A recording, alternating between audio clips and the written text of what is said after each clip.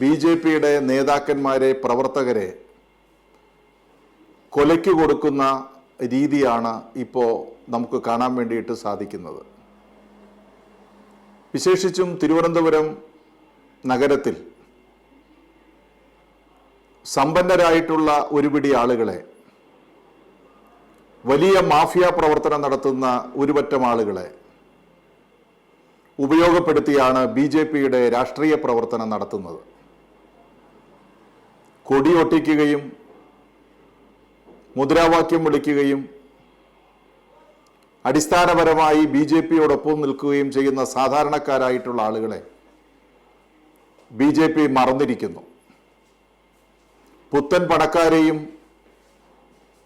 ഉദ്യോഗസ്ഥരിൽ നിന്ന്, വലിയ ഉദ്യോഗങ്ങളിൽ നിന്ന് റിട്ടയർ ചെയ്തിട്ടുള്ളവരെയും, നേരത്തെ സൂചിപ്പിച്ചതുപോലെ മണ്ണ് മാഫിയ തുടങ്ങിയിട്ടുള്ള ഗുണ്ടാ പ്രവർത്തനങ്ങൾ നടത്തുന്നവരുടെയും പാർട്ടിയായി ഭാരതീയ ജനതാ പാർട്ടി മാറിയിരിക്കുന്ന ഒരു പ്രത്യേക സാഹചര്യമാണ് കേരളത്തിലുള്ളത്, പ്രത്യേകിച്ചും തിരുവനന്തപുരം നഗരത്തിലുള്ളത് എന്ന് പറയാതിരിക്കാൻ നിവൃത്തിയില്ല.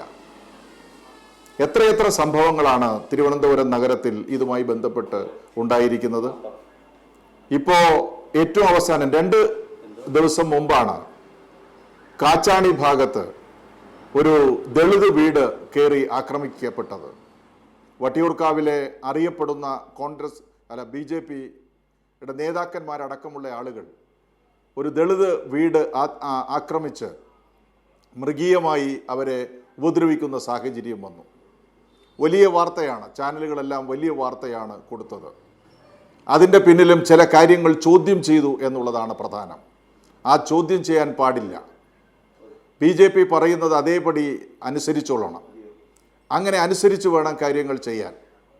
ഈ നഗരത്തിലെ ഗുണ്ടാ മാഫിയ പ്രവർത്തനങ്ങൾക്ക് നേതൃത്വം നൽകുന്നവരായി ഭാരതീയ ജനതാ പാർട്ടിയുടെ നേതാക്കന്മാർ മാറുന്ന ഒരു സാഹചര്യം നമുക്ക് കാണാം.